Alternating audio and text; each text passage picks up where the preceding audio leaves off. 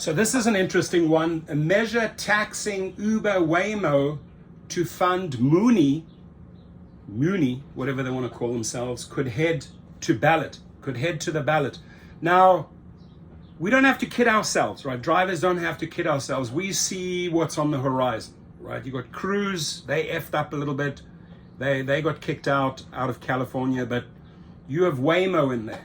And WAYMO is Google, and Google is strong in Northern California, right? They got money, they got very, very deep pockets. So this partnership, Uber WAYMO, down the line, let's be quite honest here.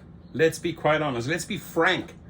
The game plan to replace drivers, driving around in a Prius, driving around in a Corolla, driving around in a Suburban, ultimately is this. We don't have to kid ourselves. But I gotta get my team to explore more ideas, maybe more companies that want to help drivers. Maybe drivers can own these things one day, right? Maybe one day you have, because I can't erase this thing. I can't erase this vehicle. I wish I could erase that vehicle that I see in LA through the window, no driver. It freaks me out. I don't like it. I don't like it for several reasons. I don't think it's safe. I don't think they've tested it enough. And because I know the heartbeat of drivers, that thing is designed to take the money away. And any future little robot, even in China, where you have a little dog with a machine gun attached to itself, is designed to replace a soldier, a human being, good or bad. So how do we get drivers to take ownership of these cars maybe one day? Maybe you don't have to personally drive this one day. Maybe you can own that. So I will do a lot of research. I've also spoken to other people in that space. I also know hardcore opponents of autonomous vehicles like Edward Escobar. I know that's one of his big causes. But down the line, whether it's 5 or 10 years later, these vehicles will be out there in every city. The question is, are we part of them? Are they part of us? This partnership here, why does this Uber WAYMO partnership take place? Google has billions, Uber has billions. Uber has the rider passenger database. Uber and Lyft have the rider passenger database and the driver database that will help them steer the current rideshare model, the current food delivery model to this space, to the autonomous space, to the little robots delivering food in Hollywood. Some of them crash into like dips, and some of them drive through accident scenes. I mean, it's quite comical but they're going to be perfecting this. They're programming. They got a whole bunch of programmers. They do all freaking day long, programming. We got to be real here. I'm old school. I'm old school. I can tell you that. I'm old school, but I am very, very good and fast to implement new school, right? Working with young people, working with students, working with professors that work with students, dialed in on all levels. So I know what's going on. Let's not be stupid.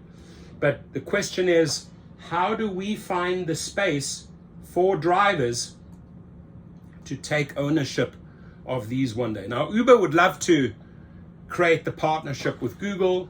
Uber supplies the passengers that jump in the back here. Sometimes, even in San Francisco, they hook up, they shag in the back. There's sex going on here. I mean, the funniest stories take place. But ultimately, the Uber WAYMO relationship or marriage might be a marriage down the line made in heaven, at least for those two, not for the drivers.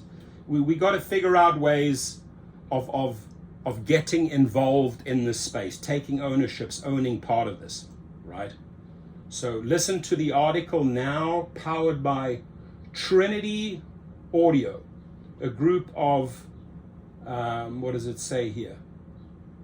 A group of transit activists has proposed imposing an additional tax on Uber, Lyft, and WAYMO to help the San Francisco Municipal Transportation Agency close its huge expected budget deficit. The activists on Friday plan to turn in the signatures they've collected for a ballot measure they've dubbed the Community Transit Act. The measure would impose a graduated tax on the money ride-hailing and robotaxi companies generate through offering rides in the city. The money raised, an estimated $20 million to $30 million annually, according to the measure's Not authors, much. would be used to maintain or expand MUNI service and the transit system's discounted fare programs. We were hearing these stories about how MUNI is facing impending doom for years, said Chris Arvin, one of the measure's authors. They continued, "We weren't seeing any action on it, really, so we were like, okay, we're going to do it ourselves." Like other transit agencies around the country, this ridership was hit hard by the COVID-19 pandemic. Although it has been recovering, ridership and fares are still well below pre-pandemic levels. The agency has been able to maintain service in part through pandemic-related federal and state financial support. Even with that support, MTA has faced deep financial challenges. Last July, the agency forecast a $130 million deficit for its 2025 fiscal year that would swell to $214 million the following year. To reduce that deficit, the agency cut expenditures, in part by reducing hiring. It also is hiking fares for people who pay for transit with Clipper cards, increasing parking fines and raising residential parking permit rates. Despite such moves, the agency warned it expected a $240 million budget deficit in its 2027 fiscal year, thanks in large part to the expected end of support from the federal government. The agency has warned it will have to drastically cut service if it can't close what it has called its fiscal cliff. The proposed ballot measure would only cover a portion of MTA's whole. It would do so by assessing a tax ranging from 1% to 4.5% on robotaxi and ride-hailing companies' San Francisco revenue. The more they earn in the city, the higher the tax. The assessment would be in addition to the gross receipts tax San Francisco already assesses all companies that operate in the city. Unlike that tax, the number of employees a company has in San Francisco would not factor into the amount it has to pay.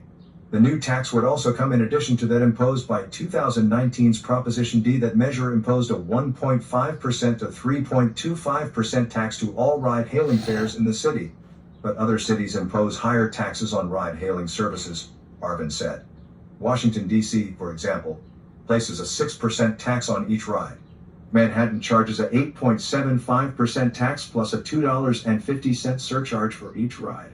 Meanwhile, the ride-hailing and robotaxi services have imposed real costs on San Francisco, adding to congestion, luring passengers away from MUNI and, in the case of self-driving car services, reportedly blocking buses and transit lines, Arvin said. Doing a new business tax on these companies really made sense at this time when we're facing a fiscal crisis for our transit system, they said. Uber spokesman Zahid Arab declined to comment on the proposed measure, but noted the company had supported Prop B, even donating money to promote it. Representatives in WAYMO and Lyft did not respond to requests for comment. The proposal has already drawn the support of State Senator Scott Wiener, City Supervisor Dean Preston, and the Sierra Club. Through the middle of last month, its backers have raised $118,352. They also signed up 123 volunteers to collect signatures, said Kat Siegel, another co-sponsor and the chair of the San Francisco County Transportation Authority's Community Advisory Committee. And they collected more than 17,000 signatures, far more than the 10,000 they needed, Arvin said. A longtime supporter of public transit, Preston said it was essential to find ways to fund MUNI's operations. He was impressed that a grassroots group of activists got together to push the measure and put it on the ballot, he said. It was a no-brainer for me to endorse this measure, he said. Even though the new tax wouldn't close MTA's budget deficit, it would still be a significant source of new funding for the agency, Preston said. By contrast, a proposal the agency floated earlier this year to completely eliminate the discounted offers on Clipper rides would have only increased its revenue by $5.2 million over 2 years, according to the agency. Ultimately, the agency is going to need ongoing financial support, whether from the federal and state governments or from a regional funding measure, he said. I don't think anyone's under any illusion that this measure will change the dire need for increased transit investment, Preston said. But the tax might help win support for a regional transit measure, Siegel said. Last month said. Wiener pulled from consideration in the legislature Senate Bill 1031, which would have given the Metropolitan Transportation Commission the green light to put such a measure on the ballot in 2026. That bill reportedly ran into opposition from some of the surrounding counties in the Bay Area over the proportion of the money it would raise that would stay in those counties. The Community Transit Act would be a way to show Bay Area residents that San Francisco itself is trying to take steps to stabilize MUNI rather than expecting people in the surrounding counties to bail it out through such a regional measure, Siegel said. We're already hearing that our measure is being used as a talking point to bring other counties to the table, she said. In the meantime, Arvin and Siegel said they've been impressed with the support they found for their proposal and for MUNI inside the city. San Franciscans love the transit agency and want to fund it, they said. The response had been overwhelmingly positive, Siegel said. If you have a tip about tech, startups, or the venture industry, contact Troy Wolverton at wolverton@spexaminer.com. Your comments, please. You definitely can chime in, especially if you're over there in San Francisco. If you have anything to contribute, leave it right down in the comments. Thank you, my friends.